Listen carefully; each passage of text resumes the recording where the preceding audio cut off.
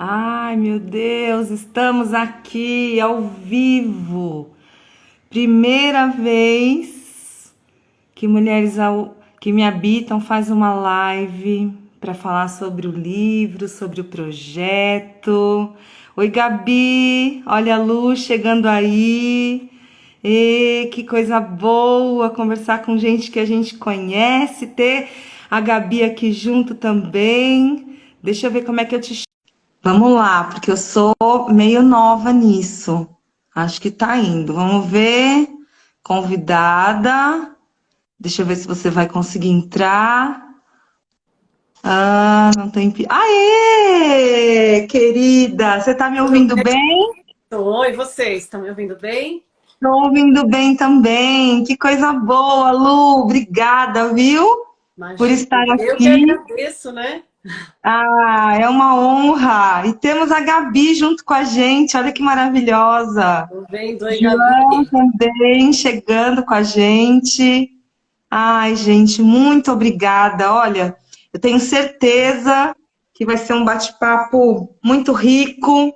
Eu tô com um filtro aqui, eu não sei como faz para tirar isso. Eu não sei, esse negócio tá meio esquisito, mas vai Ah, ficar, que porque bom. eu não sei como faz para tirar isso, não. Eu queria estar bem de cara, bem normal, assim, sabe? Mas Eu bora até lá, queria né? botar um filtrozinho, mas não sei nem como fazer. E aí esse negócio tá aí no filtro. Eu não sei mexer nessas coisas, gente. É incrível. A Ai, gente vai. achei. É, mas tá Tem bom, uma tá? carinha. Ele Isso tá no seu aqui. generoso, ele tá generoso. O filtro tá generoso. Oi, Andréia, Valéria. Oi, gente. Obrigada. O pessoal chegando. Muito obrigada por chegarem, por virem aqui ao nosso perfil. Hoje a gente vai falar. Bom, vou me apresentando, porque assim o pessoal vai chegando, a gente vai adiantando as apresentações, que depois a gente vai deixar essa live aqui gravada para todo mundo ter acesso a essas informações que a doutora Luciana vai trazer para a gente hoje, que Ai, são doutora. muito importantes, muito, muito. Oi, Valéria, boa noite, querida. Olha a Cris, maravilhosa, chegando aqui com a gente, a Livre de Psicopata. Oi, Oi, minha Cris. querida. Ei, você sabe que eu já estou agendando uma live com a Cris, né? Ah, Depois eu te precisa, né? conto. É, depois eu te conto sobre isso. Bom, acho que a gente vai se apresentando até para que as pessoas depois, quando assistirem. Evelyn, maravilhosa! Minha sobrinha entrando aqui. Ei, amor, tá lá em Portugal agora. Vai ganhar esse Portugal inteiro, que eu sei que vai. Bom, é, esse perfil, Mulheres que Me Habitam, é o perfil de uma pesquisa que se transformou num livro, em que eu administro o perfil, e o livro eu tive o prazer de escrever, e a doutora Luciana, muito generosamente, muito gentilmente, cedeu uma entrevista para o capítulo Alertas e Despertas do livro Mulheres que Me Habitam. Eu sou Cláudia Jordão, eu sou dramaturga, eu trabalho com teatro. A doutora Luciana é psicóloga, especialista em relacionamentos abusivos. Ela é doutora já em direitos humanos ou doutoranda ainda, doutora Não, Luciana? não, É? só estou fazendo em direitos humanos ainda só a especialização. Ah, então tá bom.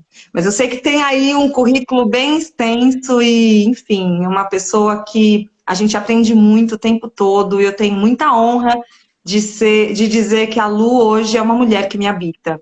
Muito obrigada, viu, Lu, de verdade. A recíproca é E verdadeira, né, Cláudia? Você sabe também. a gente criou uma conexão e um vínculo que é muito importante, assim, para mim, muito importante para a trajetória do trabalho que a gente veio fazendo até o livro se realizar, e ele continua a partir daqui, né? Bom, mulheres que me habitam, eu vou começar contando como eu faço geralmente nos encontros presenciais. O Mulheres que Me Habitam começou a ser escrito, o livro, em 1941, quando a minha avó Maria veio de Portugal e trouxe na mala dela muito do conservadorismo de Salazar, muito da ditadura de Salazar, e a gente passou a viver um pouco disso na nossa trajetória. Eu comecei a escrever esse livro em 1946, quando a Rosária, minha bisavó paterna, ela foi vítima de feminicídio em Portugal.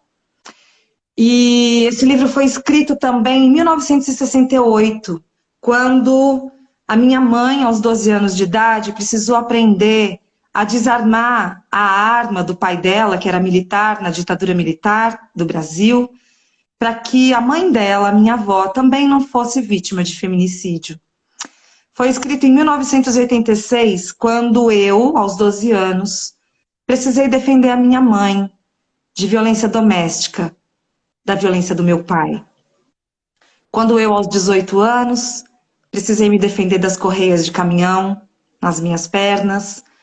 Quando, finalmente, esse livro precisou se tornar uma ferramenta potente em 2020, quando eu me tornei mãe de uma mulher vítima de violência doméstica.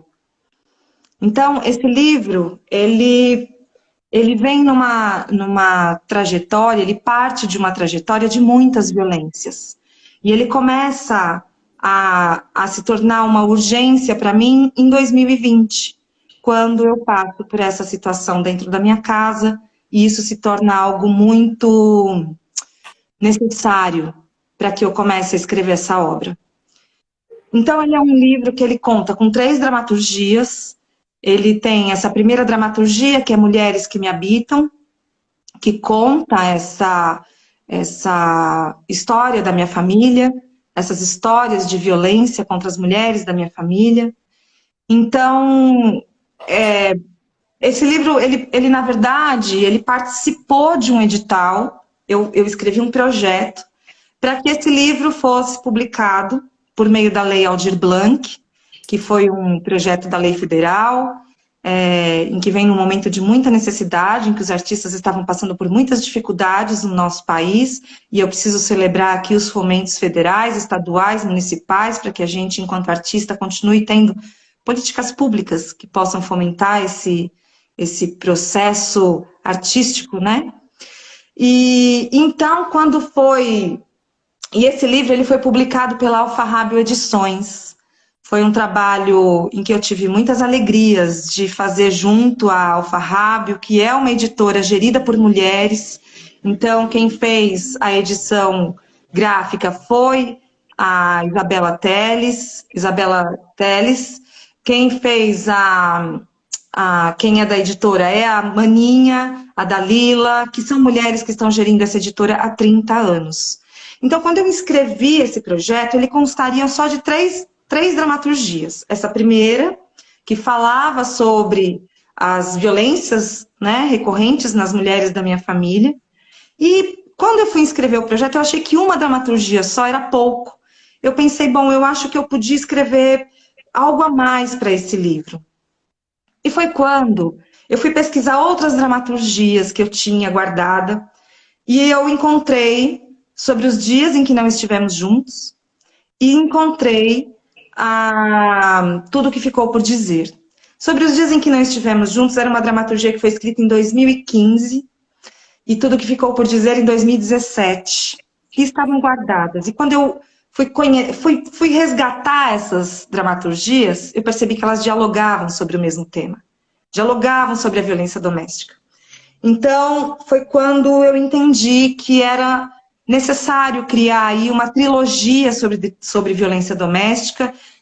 Quando Mulheres que Me Habitam fala sobre as violências recorrentes na minha família, sobre os dias em que não estivemos juntos, fala sobre relacionamentos abusivos, né? Ele parte do mito de Medeia, depois eu faço um paralelo questionando aí a partir da obra sobre o suicídio de Karl Marx, em que Karl Marx faz nessa obra, junto ao investigador policial, um apanhado de histórias sobre suicídio. E tem uma história que ele conta em que uma mulher que era vítima de violência psicológica comete o suicídio, e o Marx questiona se esse suicídio ele não caberia como um crime de homicídio cometido pelo marido dela. Isso faz uma reviravolta na minha cabeça e eu passo a olhar para o mito de Medeia de uma outra forma, questionar a participação de Jasão na manipulação acerca dos crimes cometidos por Medeia e vou para essa pesquisa. E tudo o que ficou por dizer é uma dramaturgia que fala sobre abuso sexual na infância, que parte em 2017 de uma pesquisa para uma montagem junto com duas atrizes e que durante os nossos processos de sala de ensaio a gente, enfim, entra num diálogo em que uma das atrizes tinha passado por uma situação na infância de abuso sexual pelo pai. Bom, eram 3 dramaturgias, a gente acha que a gente só dá conta daquilo que a gente domina. Então, quando foi em fevereiro de 2021, entrei para Clubhouse. Gente, eu entrei, abri uma sala, mulheres que me habitam. Queria conversar com mulheres que pudessem me trazer aí alimento para o trabalho que eu estava fazendo, discutir com mulheres que passaram por violência, queria conhecer mulheres que estivessem, enfim, na mesma luta que eu. E aí, gente, conheci Luciana Teles. Conheci Cris, conheci Jennifer, conheci Janete, conheci Renata, conheci mulheres, Jana, Vanessa, Raíssa, Daiane. Eu conheci mulheres que trouxeram outro lugar para esse trabalho, que me ofereceram uma outra proposta para esse trabalho. Eu criava salas do Mulheres que Me Habitam junto com a Lu, para a gente falar sobre patriarcado. A gente tinha esse desejo de conversar com mulheres sobre violência doméstica. E aí eu encontrei a Cris, que já fazia um trabalho com a Lu, na sala Relacionamento Abusivo, às terças-feiras. Era uma sala, assim, que eu ficava sempre muito impactada. Foi aí que a magia aconteceu, Jovinha. Foi lá, foi esse espaço que eu fico emocionada de falar, porque, aliás, obrigada, Jovinha, por estar aqui. Você também é uma mulher que me habita. E aí, gente, é muito forte isso, porque o livro sai de um lugar umbilical. Eu passo a não falar mais sobre só as mulheres da minha família, porque a escuta, porque o Clubhouse é um espaço de escuta. A gente passa a escutar histórias de tantas mulheres. A gente passa a ser atravessada por tantas histórias de violência, por tantas histórias de dor. A Cris, que é do Clube Relacionamento Abusivo, que tem uma página no Instagram, que é o Livre de Psicopata, faz um acolhimento a mulheres em situação de violência.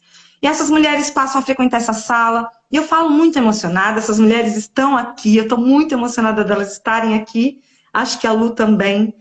Porque a gente começa a fazer um trabalho em que a gente passa a escutar, oferecer acolhimento, se tornar rede de apoio, e o livro se torna uma outra coisa.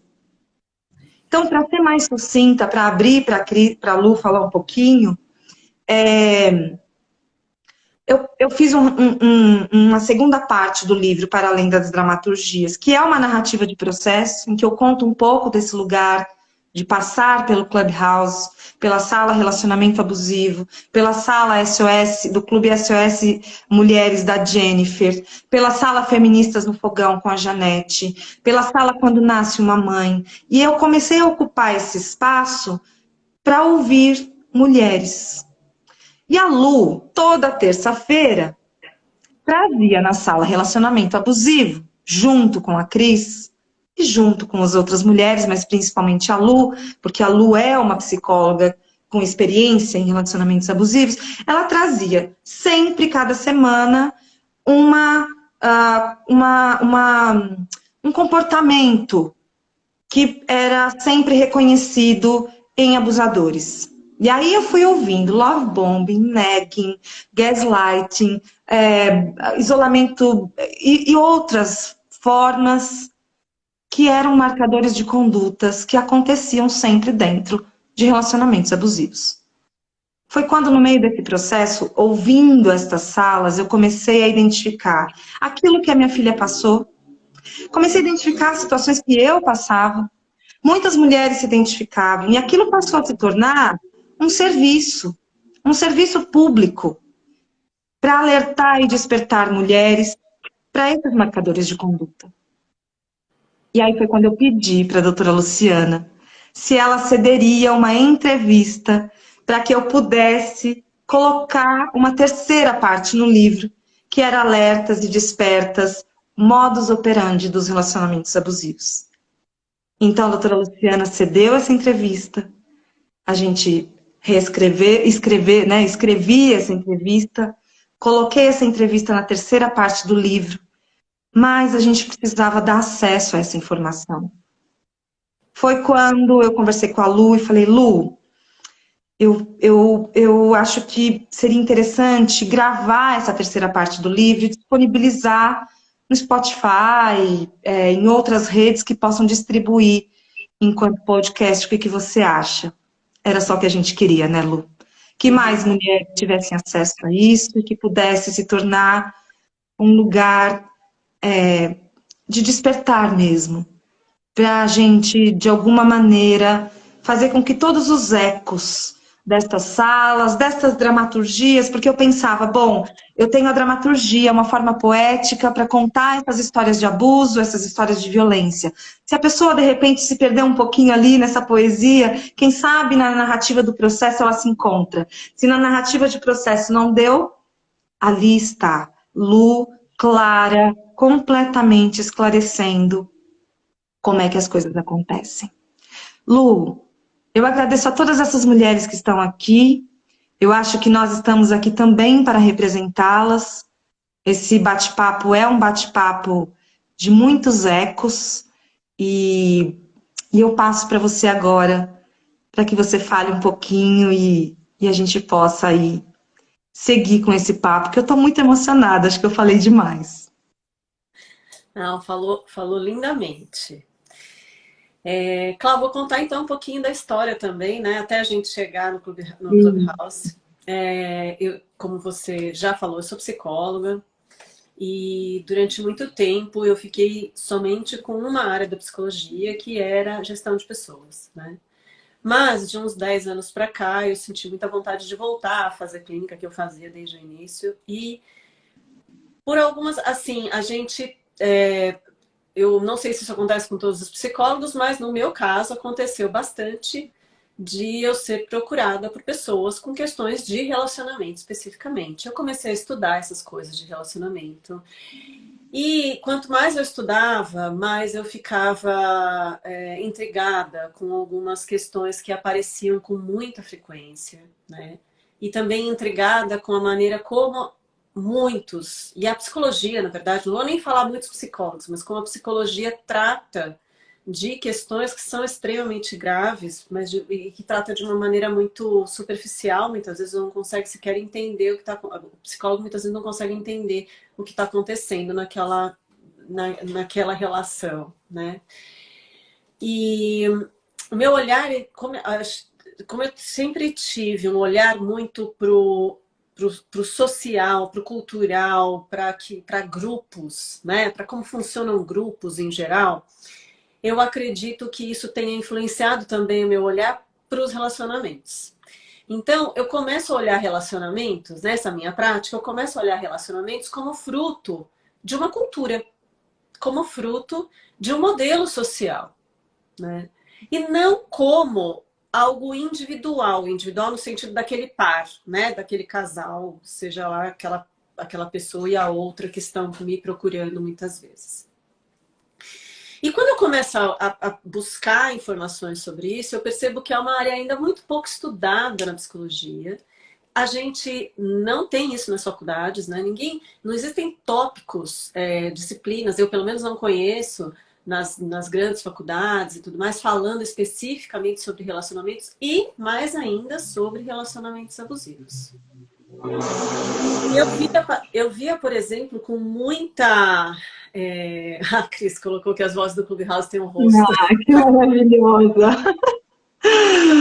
eu via com muita preocupação, inclusive, muitas pessoas chegando para mim, de certa forma, muito traumatizadas também pelo próprio processo terapêutico.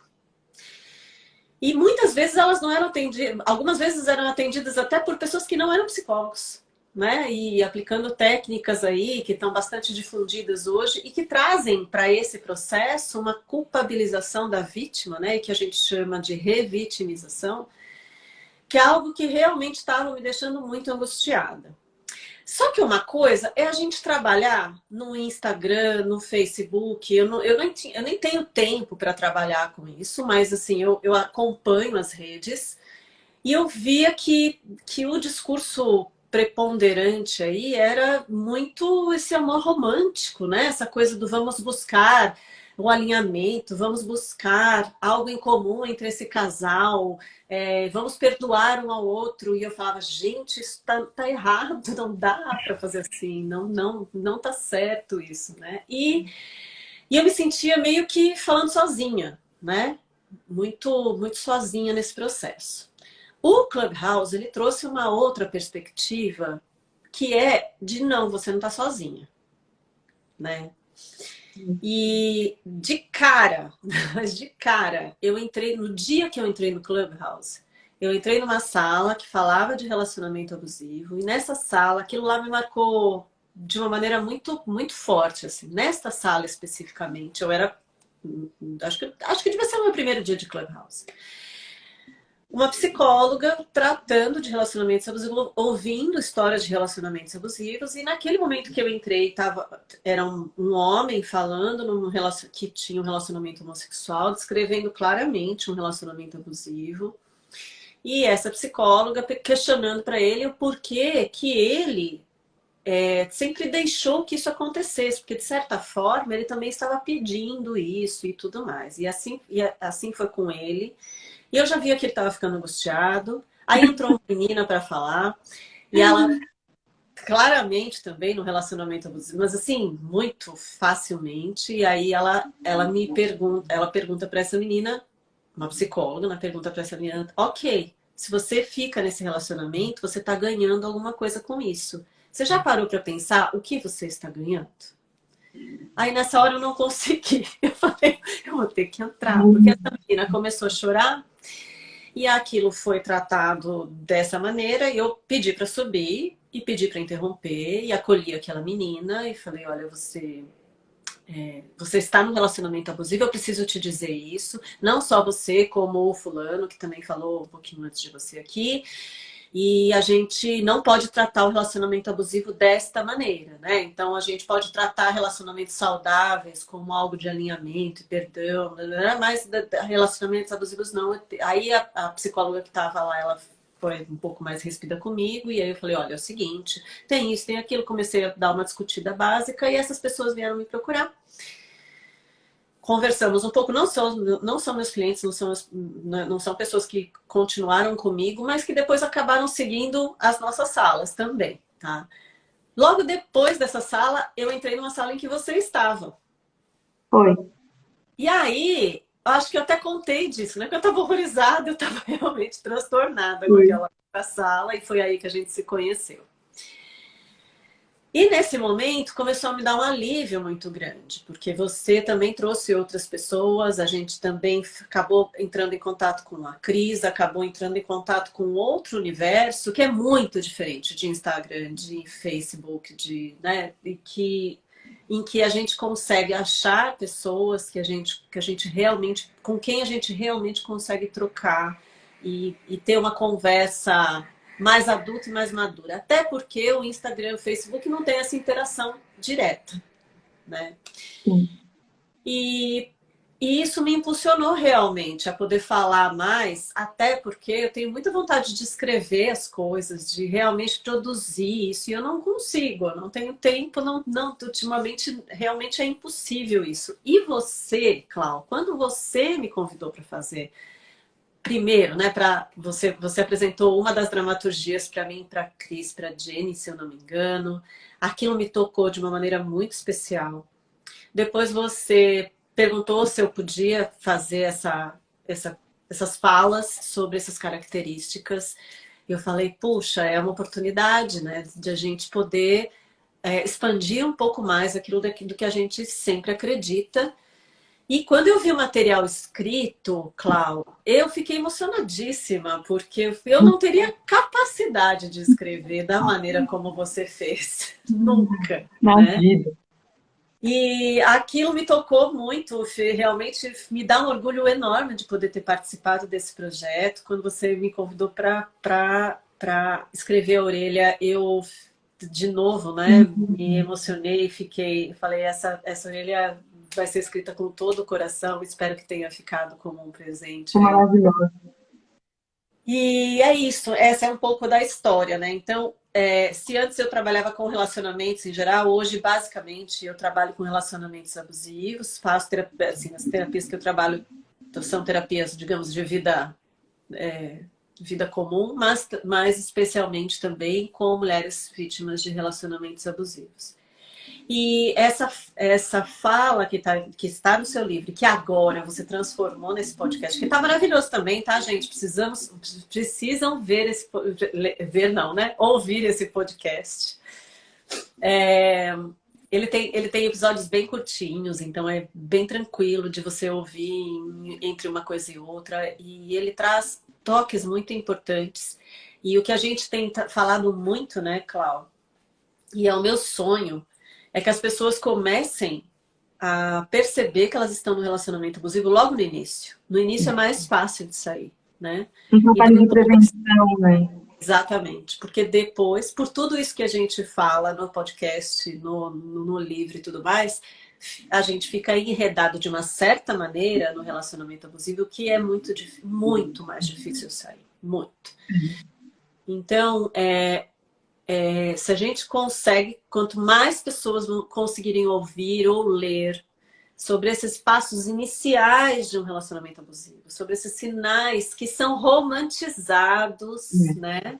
Sim. Muitos desses sinais são romantizados, são olhados como, ai, que bonitinho, né? Aqueles ciúmes excessivos, o love bombing. Então, se a gente consegue entender esses sinais logo do início, você consegue sair mais fácil. E melhor. Tem Sim, a Adélia tá aqui falando que tá com a internet dela zoada.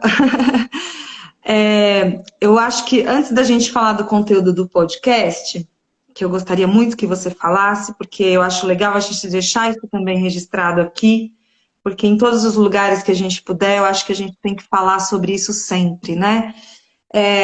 Eu gostaria você comentou, né, que você escreveu a orelha do livro, e a Adélia, que está aqui, ela fez o prefácio e a Solange Dias fez a apresentação das dramaturgias. Eu disse anteriormente que era um projeto feito por mulheres, né? Porque para mim fazia muito sentido que fosse um projeto pensado, criado, narrado, dialogado, sempre habitado por mulheres. E essas mulheres que compõem esse trabalho, fora todos esses ecos que a gente já veio falando, né, das meninas do Clubhouse e de outras que foram passando por ali, são pessoas que passaram pela minha vida, ou que estão na minha vida de uma maneira muito importante. De uma maneira que existem muitos ecos destas mulheres também dentro deste trabalho. Então, eu acho que esse podcast que a gente está, inclusive, divulgando aqui hoje, a partir desta cartilha, vamos chamar assim, Alertas e Despertas, porque leiam, ouçam de novo, vão gravando essas informações para que vocês fiquem com a antena ligada. Eu acho que este podcast, como eu dizia antes, ele é um movimento, inclusive, que começa em 2018. Por quê? E aí eu vou falar vou abrir um recorte aqui para falar rapidamente da Adélia, que é uma super ativista feminista. é uma super ativista em função de disseminar a informação, de entregar a informação para as pessoas. Então, em 2018, ela começa a fazer leituras em grupos de WhatsApp, Feminismo é para Todo Mundo, de Bell Hooks, Grada Quilomba, Memórias da Plantação, e vai numa sequência de leituras para fazer com que as pessoas tenham acesso a essa escuta em qualquer lugar, porque foi assim que a gente começou a pensar que a gente conseguiria alertar as pessoas para aquilo que estava dado em 2018 no nosso país. Para esse relacionamento abusivo que que foi eleito em 2018. Então, este podcast, Mulheres que Me Habitam, ele é também uma janela, um movimento que nasce em 2018, junto com esse projeto que a Adélia faz, e que, inclusive, hoje ela tem um canal no YouTube, Partilhas Literárias, temos que divulgar o trabalho de todo mundo aqui hoje, para que as pessoas procurem esses lugares, porque este movimento do Mulheres que Me Habitam é apenas um dos movimentos, né, Lu? Tem a Cris, a página Livre de Psicopata, tem as salas do Clubhouse, tem o livro, tem esse movimento do podcast, que inclusive a gente tem intenção, já vou antecipar aqui, de fazer salas com a Luciana, fazer salas não, de fazer episódios da Luciana, né, para a gente colocar lá, para que as pessoas continuem se informando. Então, eu acho que são ferramentas que a gente vai encontrando pelo caminho para que cada vez menos mulheres estejam vulnerabilizadas. E eu falo mulheres porque é o número maior, somos o 5º país que mais mata mulheres no mundo. Então, para que a gente consiga fazer esse movimento de cada vez mais mulheres estejam alertas, despertas e que elas possam, de alguma maneira, se prevenir dessas relações em que vai sequestrando a vida dessas pessoas. E aí, Lu, eu queria que você, dentro de uma possibilidade aí, né, antecipasse para as pessoas o que é que elas vão encontrar, né, nesse podcast. Quais são esses marcadores, o que a gente precisa ficar atento, né? Como é que essas coisas começam? Eu sei que a gente faz uma sala por semana lá no relacionamento abusivo para falar e descascar tudo sobre cada marcador. Cada semana a gente fala, né? A Cris levanta lá. Vamos falar hoje sobre love bombing. Aí vem a Lu dando todo o respaldo. Aí o dia é só para isso. Ah, vamos falar de negging, é só para isso. Hoje a Lu vai trazer aí uma pitadinha, né? A Isa Telles Veras entrando. Isa, obrigada, querida, por estar aqui. A Isa é responsável pelo projeto gráfico do livro. Então, Lu, na medida do possível, traz pra gente aí um pouquinho do que as pessoas vão encontrar nesse conteúdo do podcast, por favor. Tá, vamos falar. Eu vou tentar, tá? Rapidinho. Assim. Deu jeito, vamos lá. Clau, se a gente for pensar, a gente vive sob relacionamentos abusivos desde que a sociedade está composta dessa maneira como a gente vê hoje, né? Então, se você for olhar para os relacionamentos dos nossos avós, dos nossos bisavós e até mesmo dos nossos pais e mães, né? A gente vai ver que quase todos os relacionamentos eram abusivos. O que caracteriza um relacionamento abusivo?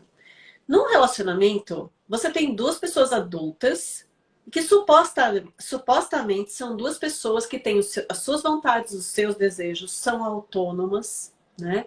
E deveriam ter a mesma voz dentro de um relacionamento.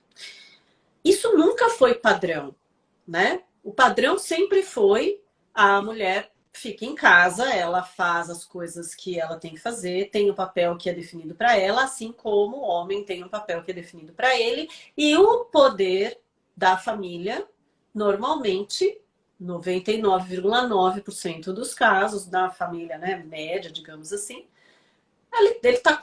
esse poder está com o homem, né? O controle também. Essas duas palavrinhas, elas são as chaves para a gente entender o que que é um relacionamento abusivo? É quando o poder e o controle está na mão de um deles e não dos dois, da maneira... Porque poder e controle, na verdade, nem precisaria estar na mão dos dois, né? Se as duas pessoas partilham decisões, partilham caminhos, né? Partilham de verdade, elas são iguais, não tem poder nem controle, tem simplesmente um relacionamento saudável, né? O relacionamento abusivo, ele tem poder e controle, ponto. Partindo dessa premissa, o que que veio acontecendo com a nossa geração? A gente não era mais obrigada a casar, ter filhos, ter um marido para a vida inteira, pé, não é isso?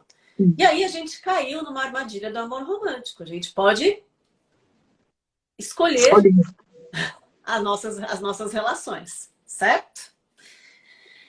Só que esse escolher significa: eu preciso ter alguém, senão eu serei chamada de solteirona, eu não serei uma pessoa feliz. E por isso que a gente fala tanto de mulheres, né? Porque esse papel de ter que ter uma relação, de ter que ter algo que perdure, de ter que ter uma família, é um papel que é atribuído à mulher, né? Para o homem, esse papel é secundário. Ele precisa ter uma carreira, ele precisa ser feliz, ele precisa ter uma vida social e precisa ter uma família. Mas se ele for um solteirão, ninguém vai tirar sarro dele, como se tira de mulheres. Partindo desse princípio, e se eu tenho toda a liberdade, eu não serei escolhida, né, por alguém, eu irei escolher, mas ao mesmo tempo, se eu preciso ter um relacionamento, é muito comum que a gente acabe se submetendo ao chamado amor romântico, que em geral começa com aquele sonho do love bombing, né? Então, adolescentes com love bombing é absolutamente natural. Eles precisam ter isso, faz parte da idade deles, né? Então, aquela coisa de ficar apaixonado à primeira vista, né? E ter aquele amor de grude de uma hora para outra. Com 15 anos de idade, dá para entender, né? O que a gente precisa realmente olhar eu já tenho mais idade, eu já sou uma adulta ou um adulto, e de repente eu começo a ser arrebatado por uma tal de uma paixão. E olhem, o love bombing, em geral, é demandado pelo abusador. O abusador é aquela pessoa que no primeiro encontro vai mandar flores 24 horas por dia, vai mandar 500 presentes. 15 dias depois, a Cris fala muito disso, né? 15 dias depois já tá dizendo eu te amo, um mês já tá querendo ir morar junto. E, em geral, a mulher acaba sendo atropelada por isso, porque, primeiro, ela nunca imaginou que ela pudesse ser amada de uma maneira como essa. E olha a pegadinha aqui. Se eu acredito que eu nunca vou poder ser amada dessa maneira, neste momento, eu já estou colocando essa pessoa acima de mim, como alguém que tem esse poder de causar essa autoestima elevada, né? Então, se eu acredito que nunca mais eu vou ter isso na vida, automaticamente meu cérebro entende que eu preciso segurar aquela pessoa e aquela sensação de que eu sou a pessoa mais importante da face da Terra para alguém. Porque essa sensação é uma sensação muito prazerosa. Ela traz para o nosso cérebro como se fosse o efeito de uma droga. Ela traz para o nosso cérebro um prazer enorme, né? Junto com esse love bombing, começa a vir uma obrigação de compromisso, de fidelidade completa, de você só vai olhar para mim, e você, dentro de uma relação abusiva, tende a fazer essa correspondência, né? E realmente você acha que você não precisa tanto andar com seus amigos, você não precisa tanto, você nem precisa mais ter amigos homens, porque realmente, poxa, fica até feio, né? Ele vai ter ciúmes mesmo, tem razão. E aí você vai partindo para o isolamento. E essas fases, elas vão acontecendo muito concatenadamente, né? Não é assim, faço love bombing, faço isolamento. Não, as coisas elas vão acontecendo muito aos poucos, né? A violência doméstica, o pessoal fala assim, mas como é que alguém fica num relacionamento em que alguém me bate, né, por exemplo? Se a pessoa te desse um tapa na cara com 2 semanas de namoro, óbvio que você ia falar, tá louca? Eu não vou ficar nisso aqui, né? Não é assim que funciona.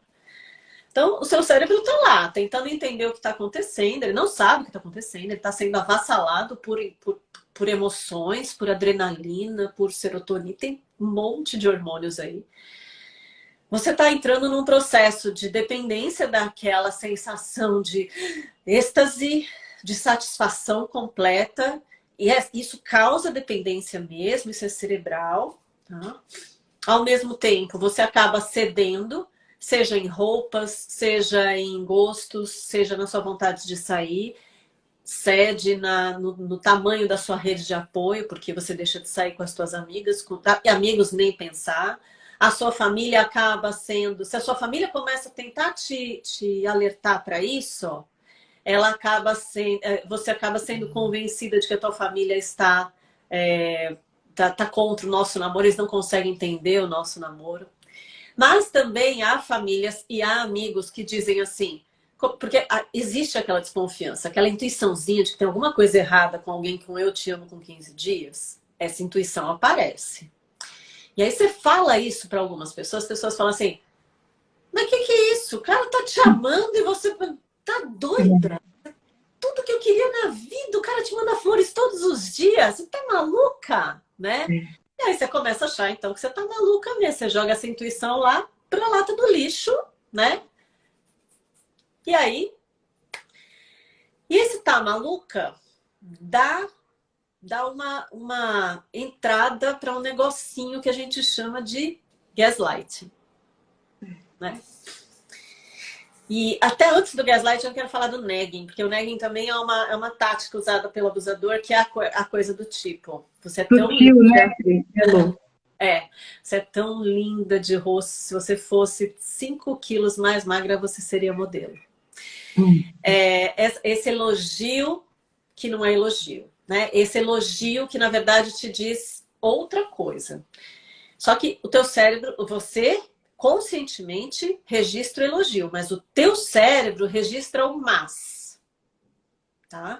E essas informações contraditórias também trazem um funcionamento neural, digamos assim, bastante complicado, que vai gerando aí esse problema que é cerebral também, tá? E aí você fica naquela história de não saber direito o que está acontecendo. E você tá maluca porque você não sabe o que está acontecendo, mas o cara te ama, maravilhoso, ele tá, né, super apaixonado e não sei o quê. E aí você fica naquela situação sem saber o que está acontecendo. E aí um belo dia, por exemplo, ele tem uma explosão, ele grita, né? E aí você fala assim, não, como assim? Você tá gritando comigo? Não, não gritei com você. Não, você gritou comigo. Não, meu amor, não fiz isso, né? Eu tô dando um exemplo. E esse é o exemplo do gaslight. Bem simples, né? Bem simples. Esse é o exemplo do gaslight. Você já tá se duvidando de várias maneiras, né? O gaslighting, ele vem para garantir que você é louca. Tá? E tem os gaslightings mais sutis, mas tem os gaslightings mais pavorosos. Tem a história da chave, né? Lembra da chave que a Cris conta? Exatamente. A história da chave, do sal e do açúcar, né? Do açúcar. Então, assim, não é só... Muitas vezes a gente acha que gaslighting... Porque no mundo corporativo se fala muito de gaslighting, por exemplo. A gente acha que gaslighting é... mulher é toda emocional, não sei o que. Isso é gaslighting, tá, gente? Vamos registrar que é, sim, gaslighting. Mas tem gaslighting que é igual ao gaslighting do filme, né? Da peça de teatro que gerou o termo gaslighting, que é inclusive, intencional, assim, intencional nesse sentido de a pessoa troca o sal, o açúcar, a pessoa guarda a chave, sabe-se lá onde, e diz que você que não sabe onde está. O filme, né, fala do lampião que se acendia ou se apagava e que ela, né? E a pessoa realmente ela começa a achar que ela tá louca, ela vai procurar, normalmente ela vai procurar ajuda psicológica, psiquiátrica, aí começa a tomar remédios, ela começa a ter problemas de sono, e aí vira um círculo vicioso, porque ela começa a ter aí todos os sintomas de estresse pós-traumático, né, que aí não dá para eu entrar no detalhe aqui, porque senão a gente fica até amanhã, mas ela começa realmente a ter uma disfunção cognitiva, tá? E a partir daí, o relacionamento abusivo, ele passa a ter um ciclo muito claro, Tá? E esse tá lá na Fundação Maria da Penha, o Instituto Maria da Penha fala muito disso, tem vários artigos científicos sobre isso, porque a partir daí, a partir do momento em que essa pessoa já está tomada desse processo de nagging, gaslighting, essa confusão mental, as disfunções cognitivas, o que começa a acontecer? Ela começa a acreditar que ela está fazendo alguma coisa errada, e que ela precisa retornar àquela situação do love bombing, né? Então ela começa a tentar a pisar em ovos, tentar entender o que fazer para não desagradar aquela pessoa. E nesse processo, ela vive nesse estado de manipulação. Esse abusador, em geral, vai ter explosões, né? Ela vai estar sempre nessa tensão, tentando fazer o melhor, tudo vai indo mais ou menos bem, até que alguma hora não vai alguma coisa bem, aí é gritaria, ou joga uma coisa na parede, e né? Às vezes não vem a violência física direta, normalmente é a violência. Tudo isso que eu estou falando já é violência psicológica, mas é em geral a violência psicológica que prevalece, às vezes, muitas vezes violência sexual também. E depois da explosão, vem a tal da lua de mel, que é a cópia do love bombing do início do relacionamento. Esses ciclos eles vão ficando cada vez mais frequentes e menores, mais curtos, tá? E até que muitas vezes ele acaba chegando à violência física, né? O feminicídio, ele é muitas vezes, né, o fim deste ciclo no momento de explosão. Tá? Isso aqui é muito, assim, é muito rápido, né, gente? Não tem como a gente falar com detalhes, mas vejam que ciúmes, isolamento social, o gaslighting, o nagging, são todas ferramentas, armadilhas mesmo, que são muitas vezes romantizadas, tá? E esse romantismo nos faz muitas vezes entrar nesse círculo do qual depois é muito difícil de sair. Tá? Acho que eu... Não, foi ótimo. Eu tinha gente querendo entrar aqui no quarto, eu tive que mutar. Eu posso entrar, não! Gente, isso é só um temperinho, assim, né? Lá no podcast a gente tentou colocar por ordem de cada coisa. Mas como disse a Lu, não significa que isso acontece numa ordem. Isso vai acontecendo concomitantemente, né? Lu, tem bastante gente aqui. A Guadá, tem a Jenny, Sheila, a Renata, a Zil, a Janete, a Jovinha, a Jenny, a Cris, enfim, bastante gente. Mas eu não sei muito mexer aqui para ver quem que está mandando mensagem. eu Deixa eu também ver estou aqui. tentando aqui. Tem Isabela, tem bastante gente. Mas a Guadá mandou uma pergunta que eu queria que você tentasse responder, que é como, deixa eu achar aqui, como podemos reagir ao gaslight mais simples no cotidiano? Primeiro, ficando muito atenta, né? Porque a gente já acostumou com muitas coisas, do tipo, a mulher é assim mesmo, é mais emocional, não liga não, ela, porque o gaslight nem sempre vem com você é louca, você não sabe o que você tá falando, né? Porque isso é mais agressivo. Vem sempre com brincadeirinha, no começo vem sempre com brincadeirinhas, né? Do tipo, é emocional mesmo, né? Olha, não consegue nem... Ou então, assertividade para o homem é agressividade para a mulher, né? Uma fala um pouco mais imposta de uma mulher tende a ser traduzida como agressiva e não como assertiva, como é para a maioria dos homens, né? Como responder a isso? A gente precisa primeiro ter consciência de que isso acontece, né? Eu vejo muitas mulheres sequer terem consciência de que isso acontece, muito pelo contrário, elas inclusive dizem que isso não acontece. E isso dificulta muito até mesmo identificar o que está acontecendo, né? Essas pequenas falas. Agora, a mulher ela está tão acostumada ao gaslighting Desde criança. Quantas meninas já não ouviram? Ai, você chora por tudo. Ai, porque...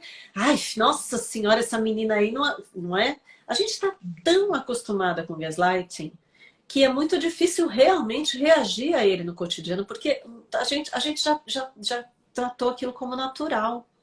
Nosso cérebro sequer se atenta a isso, né? E é por isso que quando a gente reage a esse tipo de piadinha, a gente é tida como agressiva. Porque Tem uma, é tão tem, normal. tem uma coisa que é muito maluco, assim, quando você fala sobre isso, né? Que a gente vai normalizando, né? E aí a gente não percebe que isso acontece em todas as relações. Relações de trabalho, relações de amizade, relações afetivas, relações, enfim, todas as relações. Essa questão da desqualificação, do descredenciamento, né, em que vai te colocando numa condição de dúvida sobre você mesma, que vai te colocando numa condição de dúvida sobre a sua capacidade, sobre quem você é. Eu acho que talvez, aí tentando complementar, né, para a resposta para Guadar, eu acho que quando a gente começa a sentir muitas dúvidas sobre quem somos e o que podemos, é um momento de ligar um alerta, Sim. né? Aí, falando Porque, especificamente de relacionamento, isso é muito importante. sim, porque quando você, em qualquer relação, alguém te desqualifica, te descredencia, te questiona sobre aquilo que você diz que fez e não fez, e você tem certeza que fez e a pessoa diz que não fez, ou a pessoa diz que não fez e você tem certeza que ela fez, eu acho que aí é um alerta. Aí é um momento de falar, cara, porque a Jenny fala muito isso, assim, né? A Jenny fala, quando eu tô num relacionamento hoje, eu gosto de dar nomes para as coisas, né? Eu falo pro meu parceiro, ó, isso que você tá fazendo é tal coisa. Porque Sim, quando a gente sabe dar nome para as coisas, que a muito gente tem importante. conhecimento sobre o que se trata aquilo, é uma forma da gente também combater isso no nosso cotidiano. É uma forma também da gente falar, não, mas peraí, opa, isso aqui que ele está querendo fazer comigo, ou que ela, ou que qualquer relação que seja, está querendo, isso é tal coisa. Não, filha, aqui não, aqui eu sei o que você está fazendo e aqui você não vai fazer, não. Claro, né, Lu, que são situações às vezes tão sutis, às vezes tão que chega de uma maneira embalada de uma outra forma, né? Sim. Que você às vezes vai perceber quando a coisa já está lá na frente. Você sabe que eu estou lendo um livro da Maria da Penha, né? Sobrevivi, posso contar, alguma coisa assim. E ela conta como ela conheceu o, o criminoso, né? O ex-marido. E é muito doido, porque ela conta que ele queria ser naturalizado brasileiro. E ele fez de tudo, ele era maravilhoso, um marido perfeito para ela e para a filha, até ele conseguir isso. Depois que ele consegue, aí ele realmente mostra quem ele é. Então a gente tem, sim, né? Às vezes passa por essa situação da gente não conseguir identificar de imediato. Ah, Mas, até porque muitas vezes esse poder e controle é disfarçado de cuidado e proteção, sim, né? Eu faço isso para te proteger, faço isso porque eu cuido de você. sim. Lu, vamos ver se mais alguém tem pergunta para mandar para a gente. Aproveitar a doutora Luciana aqui. Doutora Luciana é especialista em relacionamentos abusivos, é uma mulher muito atenta, eu acho que não só para questões das relações afetivas, mas é uma mulher antenada com essa estrutura que a gente vive. Quero muito, assim, agradecer todo mundo que está aqui com a gente. Não estou acabando, não. Quero só agradecer mesmo, porque é muita gente importante, muita gente que faz parte deste projeto do Mulheres que Me Habitam. Tem muito eco de vocês aqui, gente. Renata, Zil, que passaram por aqui, que a gente não parou para dar um oi. Então, assim, eu estou muito agradecida, inclusive, por ter a honra de ter a presença dessas pessoas aqui. Vi Gisela passando aqui, eu vi um monte de gente do Clubhouse passando por aqui hoje, Lu, e achei maravilhoso. Eu Então, vi.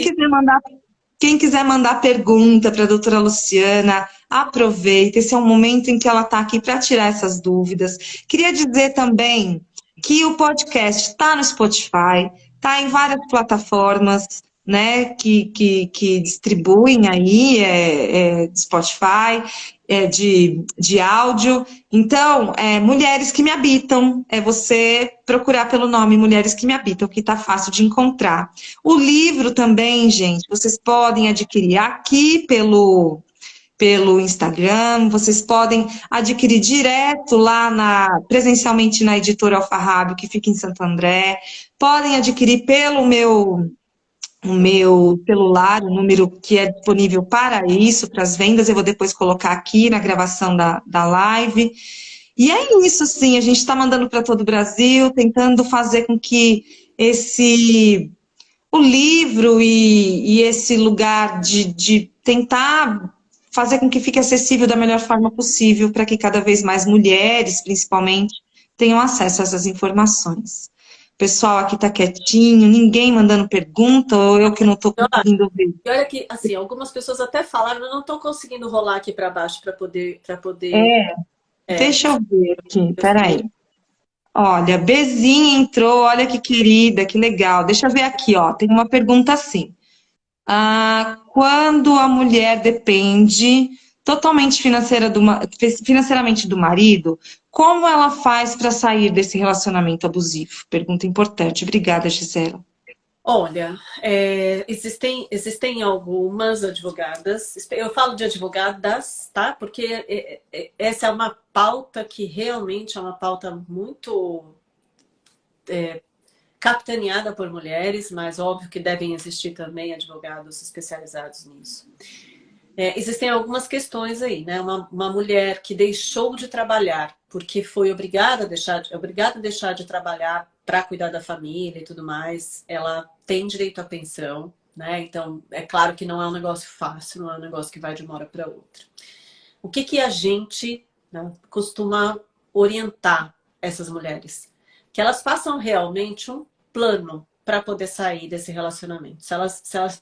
Às vezes as mulheres sequer têm a noção de que elas estão num relacionamento abusivo, tá? Então existe um passo aí. Mas, estando conscientes de que estão no relacionamento abusivo, é necessário fazer esse plano. Como é que eu vou sair desse relacionamento? Né? E aí a primeira coisa que a gente precisa fazer é abre uma conta corrente só no nome dela, que ninguém fique sabendo. Vai guardando dinheirinho ali.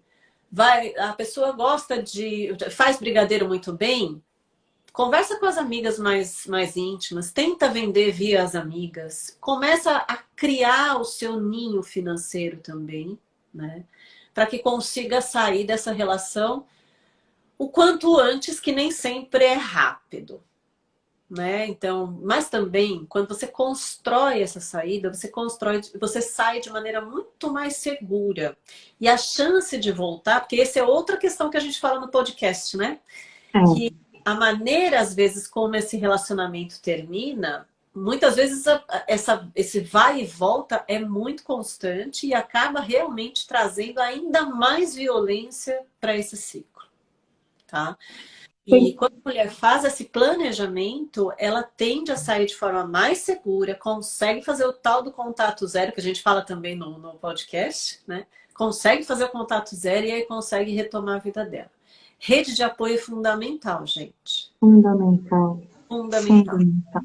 A gente precisa criar redes de apoio. E esse tipo de obra, tanto o livro, Clau, quanto o podcast, quanto todas essas falas que a gente tem, são importantes não só para as mulheres que estão em relacionamentos abusivos, mas também para mulheres que estão por perto de outras mulheres. Para que elas entendam, né? Hoje eu falei com uma pessoa e eu falei para ela assim, ela está disposta a ajudar uma pessoa que está num relacionamento abusivo e tal. Aí, falando de contratos aí, psicologicamente, eu tenho todo o processo de confidencialidade, de autorização dessa vítima para falar com outra pessoa e tudo mais. E eu estava orientando essa amiga e dizendo para ela, vai acontecer de você cansar, Você fala assim, ela não quer sair, eu não aguento mais. Quando acontecer isso, você fale comigo.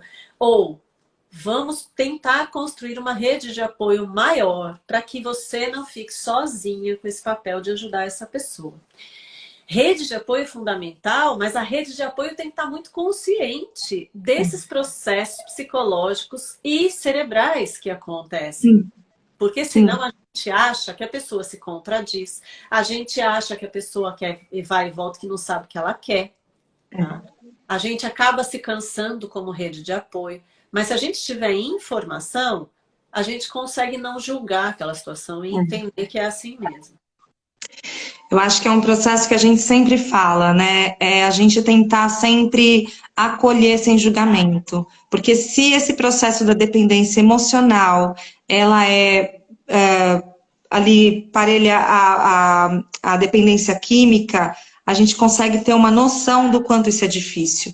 Eu acho que a dependência financeira, ela é tão difícil quanto a emocional, mas quando você já entendeu que você está num relacionamento abusivo e o que te impede de sair disso é uma questão financeira, não é que é mais fácil, mas você está mais consciente sobre aquilo que você precisa fazer.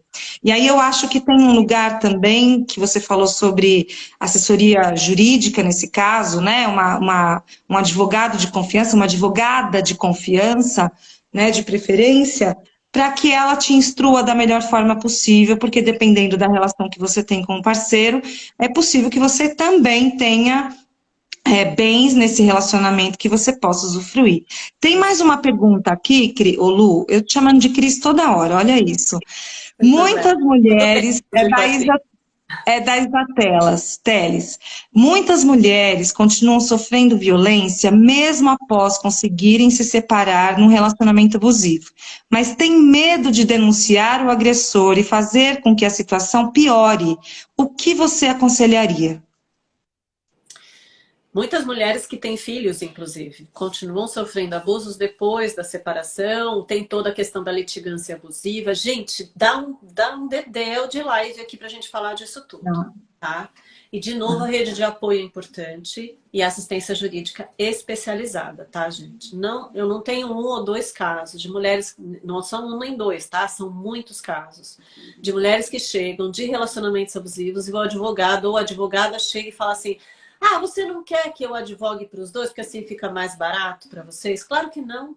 É claro que não. Porque o abusador, ele vai continuar abusando depois do processo de separação, durante o processo de separação. Vai usar filhos como forma de abuso, tá? E a justiça, em geral, ela é muito leniente nesses casos. Existe toda uma discussão sobre essa história de separar a vara de violência doméstica, da vara de família, né? Essas discussões separadas que não ajudam as mulheres em relacionamentos abusivos. Então, o que essa mulher precisa fazer? Por isso que eu falo, é muito importante se preparar para a separação, né? Fazer realmente um plano concreto. Quais são os passos? Quem que vai me ajudar nisso? Quem será meu advogado ou advogada? Quem vão ser os meus amigos? Quem da minha família eu posso realmente confiar? Porque família nem sempre dá para contar. A família muitas vezes faz... Ela também está inserida nesse abuso, como abusada, inclusive. Tá? E assim, se cercar do maior número de pessoas que você puder, da sua confiança, para te dar esse apoio. Agora, quando a gente está falando de casos mais graves, de violência física, inclusive, aí não tem jeito não. Nós precisamos realmente entrar com pedido de medida protetiva, todo o processo judicial como ele tem que ser. E eu sempre falo que um advogado ou advogada é essencial também. E é aquilo que a gente sempre comenta nas salas, né? É claro que o abusador, ele acaba se munindo desse lugar de colocar medo na vítima, porque ele sabe que ele, né, indo para os finalmente, é claro que a justiça aqui é lenta e tal, a doutora Renata, um dia a gente podia fazer uma live para falar com ela sobre isso, que a Renata tem várias informações importantes para trazer a respeito, né, do judiciário mesmo. Mas a denúncia é sempre um lugar, claro que tentando minimamente manter a segurança, mas é um lugar que minimamente vai trazer esse respaldo. Porque é o que traz os números, é o que apresenta números, é o que faz com que políticas públicas de segurança para esse tipo de situação possam ser criadas e por aí vai, né, Lu? Eu acho que quando se tem uma criança na relação, no meio disso, depois da separação, é sim mais delicado. Tem uma fala que a Sheila trouxe aqui, que ela tem razão, que ela disse que quando você cria a conta, né, que teve aquela pergunta de sair da relação e como faz. Se você cria a conta no seu nome, na hora de separar, isso tudo entra na separação. Você sabe que eu tenho uma amiga que ela criou uma conta no nome da mãe dela. Ela criou no nome da mãe dela e ela ia fazendo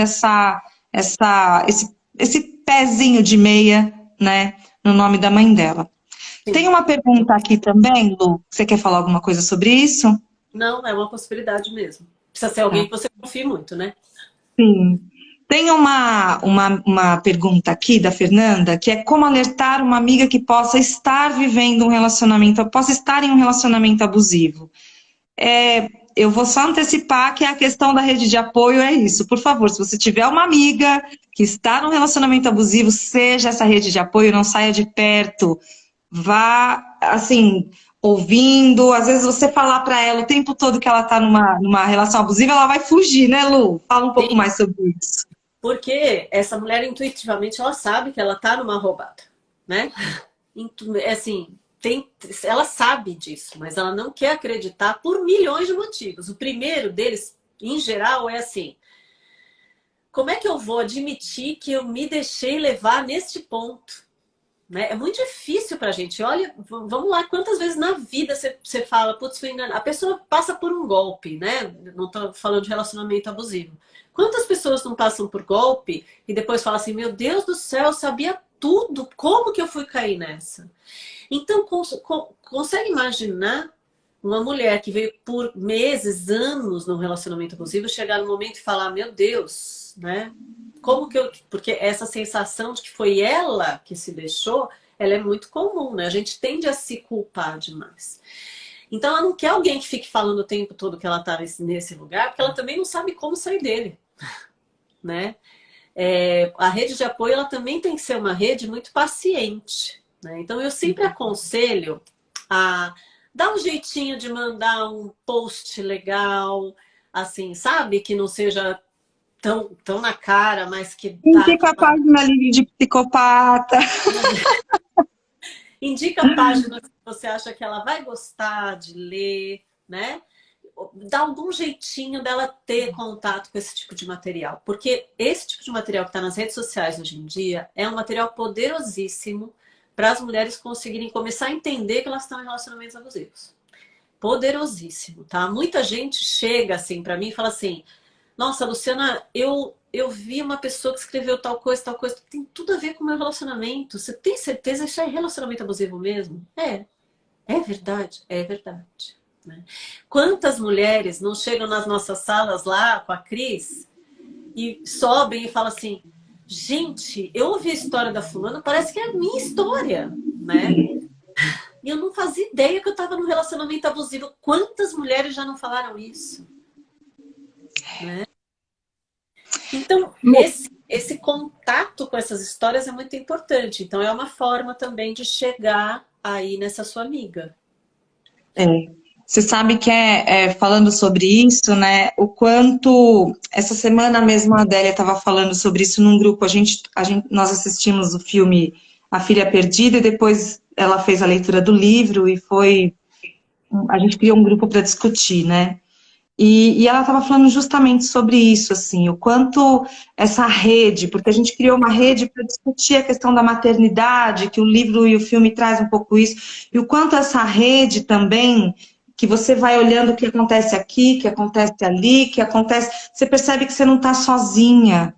Sim. E aí, a Cris falou um pouquinho agora, o quanto às vezes a gente também se sente envergonhada, né, o quanto a gente às vezes não fala porque a gente tem vergonha. E quando você ouve, poxa, mas eu não estou sozinha, isso aconteceu aqui. É como aquele projeto do Liberta, né? Uma voz chama a outra e aí você vai se sentindo, nesse lugar poxa, então eu vou falar, você vai humanizando aquilo que está acontecendo com você e você vai percebendo que, de alguma maneira, tem saída também, né? Exato. Tem saída, né?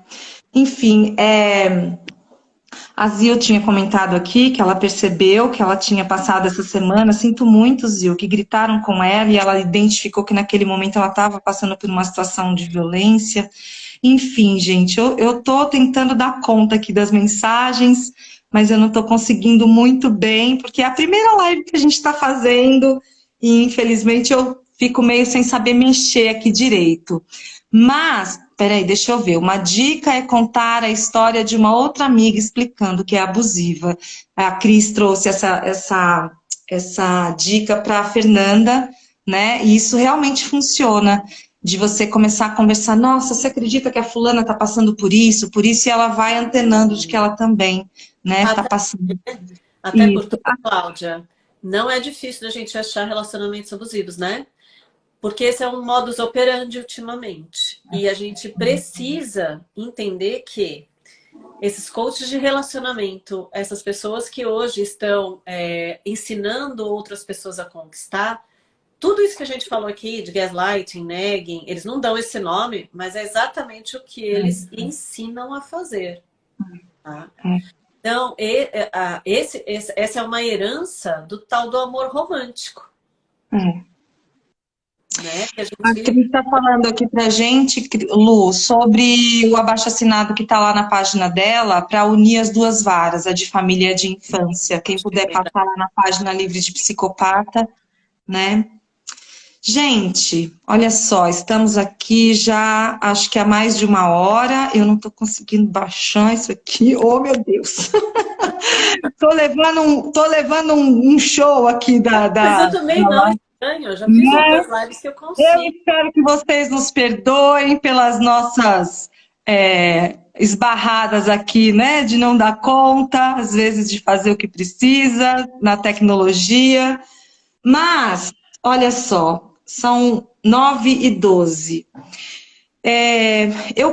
Eu preciso reiterar aqui o quanto esse movimento, esse bando, essa rede que se cria a partir desse encontro do Clubhouse, a partir dessas mulheres, eu estou arrepiada para falar isso, a partir desse lugar de encontrar mulheres que estão sempre num processo, num movimento de empoderar outras mulheres, de fortalecer outras mulheres, de fazer com que essas mulheres entendam que relacionamento abusivo não é normal.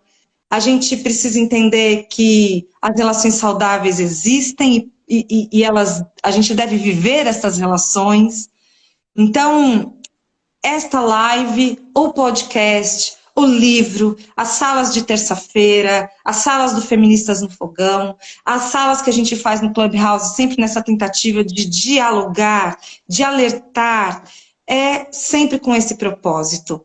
É sempre pensando em como que a gente vai quebrar essa estrutura machista e patriarcal, que, como diz a Lu, é o status quo do relacionamento abusivo, que estamos vivendo uma epidemia de violência doméstica e que, enquanto nós, mulheres, eu tenho muito orgulho, de novo, em dizer, este é um trabalho feito só por mulheres. Esta live foi ocupada por homens, sim. Eu adoraria que tivessem muito mais homens aqui, mas são muitas mulheres que estão neste movimento de empoderar, neste movimento de elevar, neste movimento de ser rede de apoio.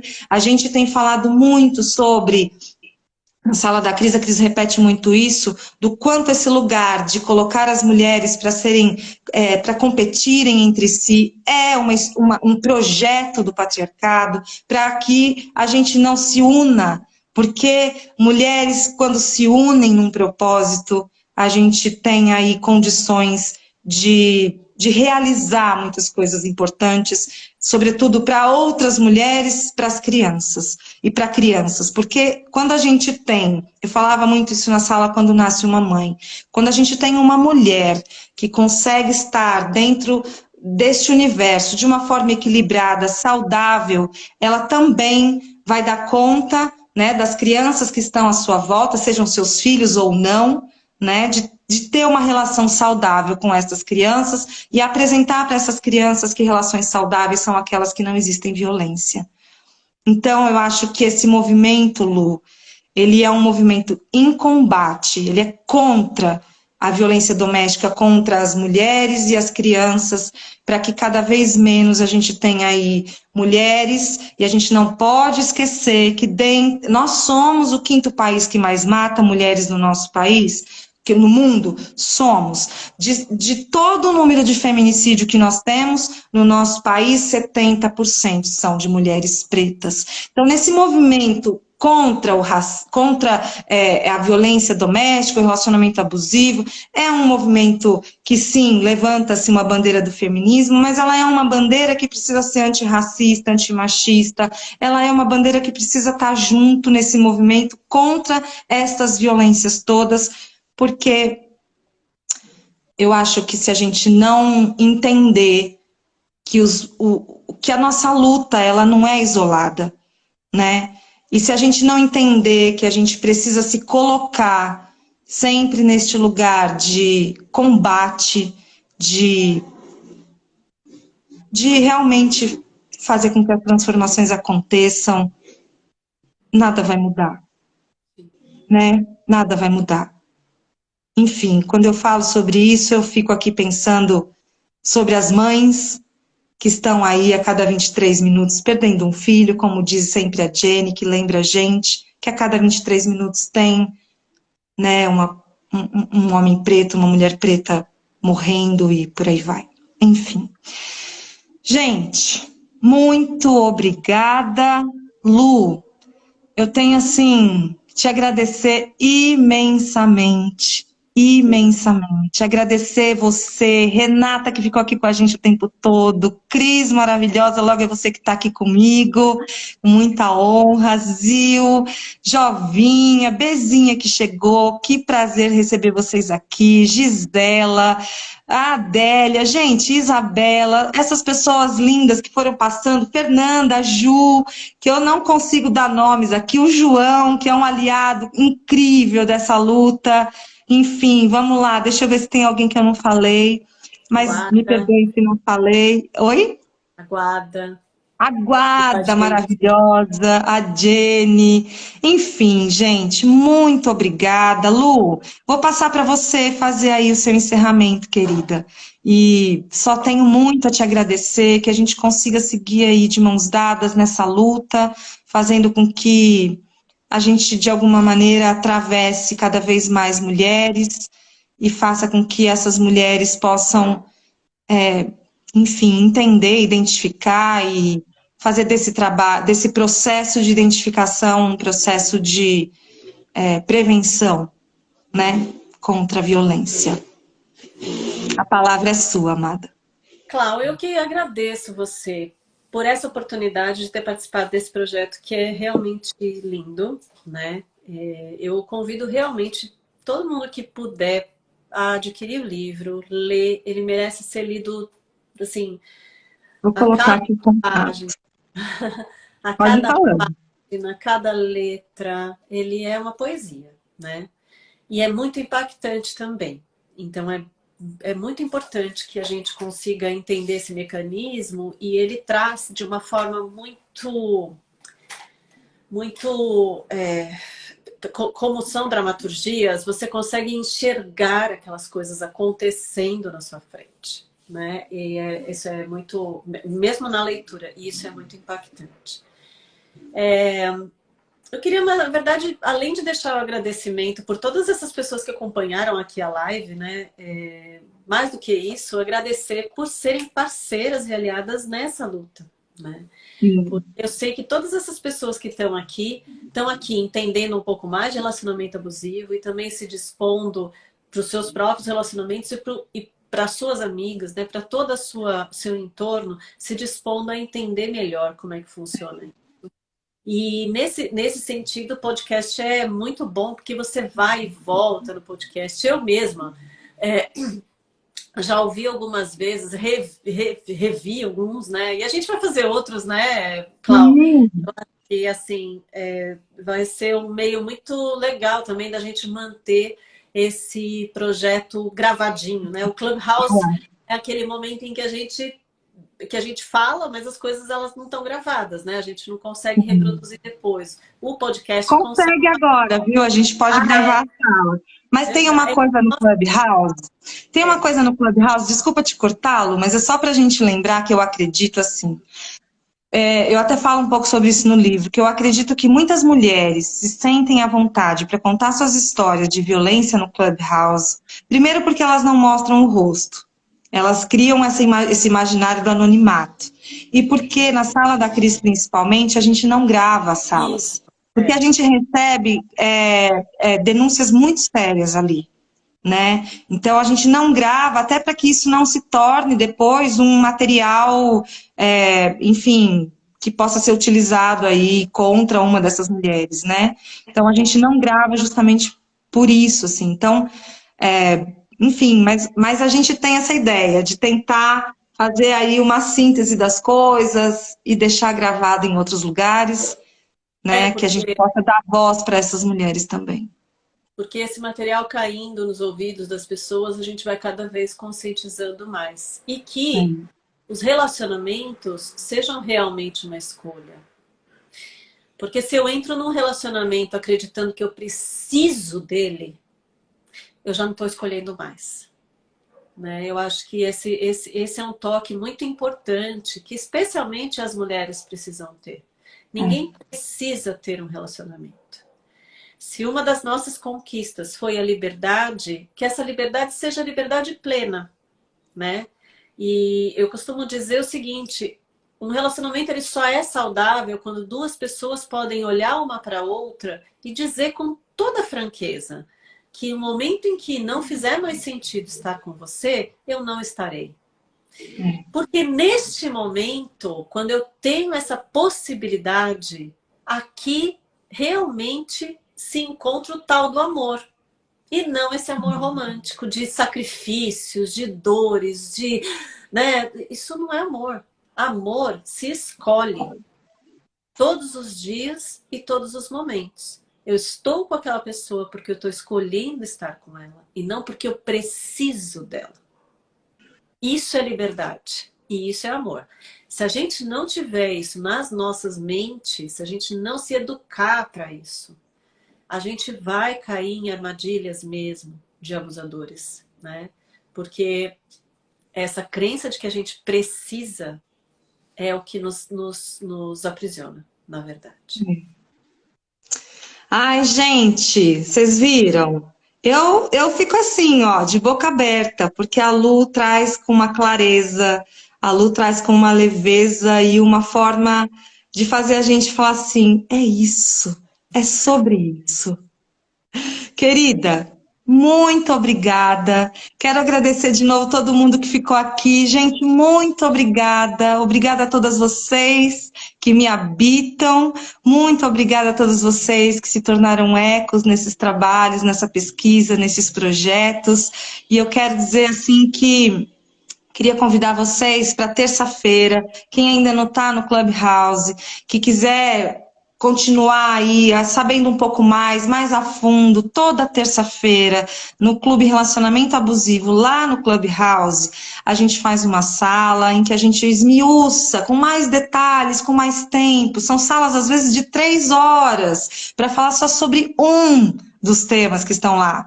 Então, eu convido todos vocês, todas e todes, para passarem lá no Clubhouse, visitarem essa sala, que ela é sempre um divisor de águas na vida de muita gente mesmo. Tem o perfil do Livre de Psicopata, que a Cris alimenta lá com muita informação. E, enfim, siga a gente aqui, a gente vai estar sempre trazendo novidade. E eu agradeço demais a todas, todos e todes. E a você, Lu. A gente deu conta, deu certo. E tamo junto, querida. Só essa Viu? terça não vai ter, tá, Clau?